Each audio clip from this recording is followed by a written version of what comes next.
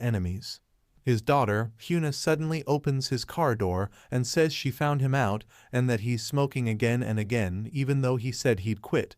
He says she should have called him since it was raining and asks why she isn't sitting in front, so she answers that he smells too much of cigarettes. He says he was trying to do a quick smoke and air it out, but obviously got caught before Shogo suddenly enters the car and grabs Jang's daughter's hand, saying he's her father's friend or someone who will become a friend soon, to be precise. Hyuna flings her hand away and asks Jang who he is and what he's saying in alarm, so Shogo apologizes and says it seems she was surprised by him and asks if she doesn't know Japanese.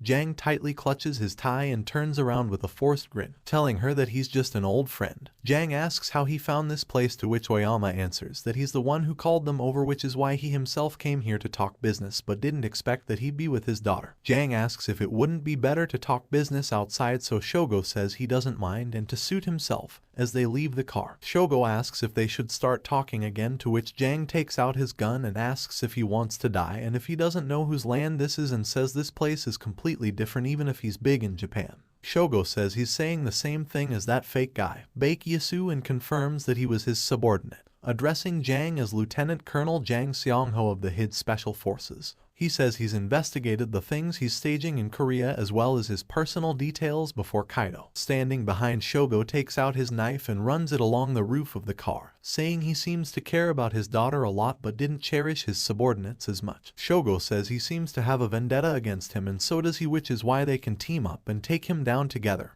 Hearing this, Jang leans back and says he started out so grandiosely, but just wants to sit with them in the end. Unfortunately for him, there isn't any place left in their table. Shogo answers that they'll just have to create a new one in that case, since he doesn't like sitting with just anyone too, and that he'll show what the Oyama's capable of before turning around to leave, but Jang grabs Kaido and throws him to the ground before delicately cutting a mark on his face, telling him to not act out while the grown-ups are talking and reminding that to Shogo as well. Meanwhile, Taehyung frustratingly wonders what's happening while sitting in a bar.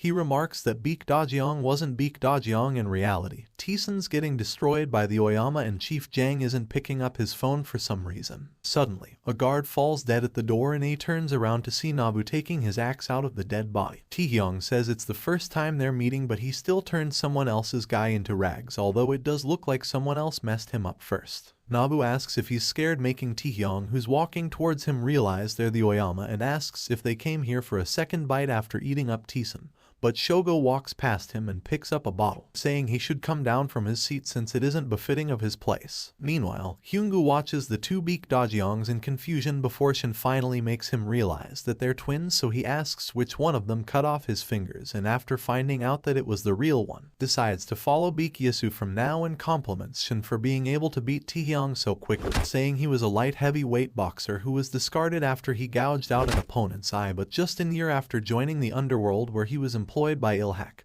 He became Ilhak's most elite. Meanwhile, Taehyung swiftly beats up Nabu and says he's gotten rusty since it's been a while before Shogo stabs his stomach, asking Nabu how he could fall against this mere ordinary man. President Lee tries stopping Kaido, saying he'll talk to them, but he kicks the door down to a room where Cha Yua and Zealand are sitting. He says boss ordered them to strike down Jiorang and asks why they aren't moving, but Zealand just asks what he's saying nonchalantly, so Cha translates it for her, to which she grabs her dagger, asking just how many bosses this organization has and which boss order it is this time. She trains the blade on Kaido and says they've decided on going with the Baek Dogyeong guy before he attacks her on the side of her head. She dodges it with her blade and asks if he just wants to go at it. Kaido remarks that she's too loud and asks what she's yapping about, but Lee stops them, telling him to please leave since he'll talk it over with them.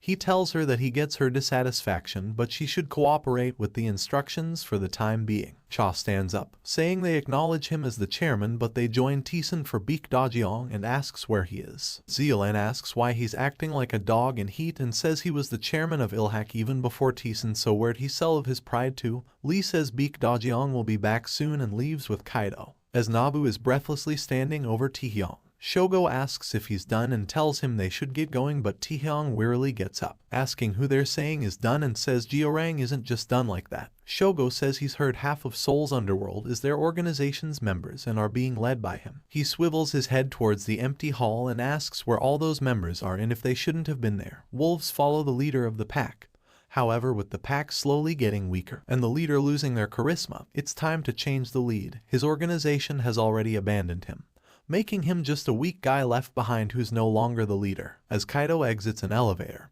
he sees Baek Yisu and Shin standing there, who start walking toward him. Shin starts saying something, but Yisu says he knows, remarking that Kaido apparently cannot feel pain. He was once an orphan, completely alone with no information of where he was from. Just surviving each day was a challenge, and to him, being unable to feel pain was perhaps a form of relief in some way. He couldn't get hurt from any wound he might have received, and maybe there was an evolution to not fall behind in this vicious environment. That is probably what Kaido thinks. He does not feel pain, so he is not afraid no matter who the opponent is. As Kaido takes his coat off and rushes at Yisu, Shin remarks that he's fast. Yisu and him start sparring, and Yisu knocks him down, twisting his hand, but Kaido aims a kick from behind, dodging which. Yisu calls it an uncanny movement, and Shin remarks that the pain would normally have been enough to pass out and wonders if he isn't taking any damage. An irregular movement that ignores the strain on the body, and even joint locks don't work on him. Yisu says he really doesn't feel any pain, but that's probably the only thing he can't feel. He rushes forward and grabs Kaido's arm, so he punches with the other one, but upon drawing back, sees that it's broken. Yisu tells him to keep doing that, since even if he doesn't feel pain there's a limit to his body, and grabs his leg before smashing it down and breaking it as well. Yisu says he doesn't feel pain, so what if he gets crippled? As they're going, Baek Dogyeong confirms that Oyama is at Tison, and Yasha says it'll be bad manners to head there empty-handed, which is why they should buy something on the way, to which he remarks that he's gotten more playful. Yasha sarcastically asks if there's anything to worry about since Yisu went first, telling them to come through the front door,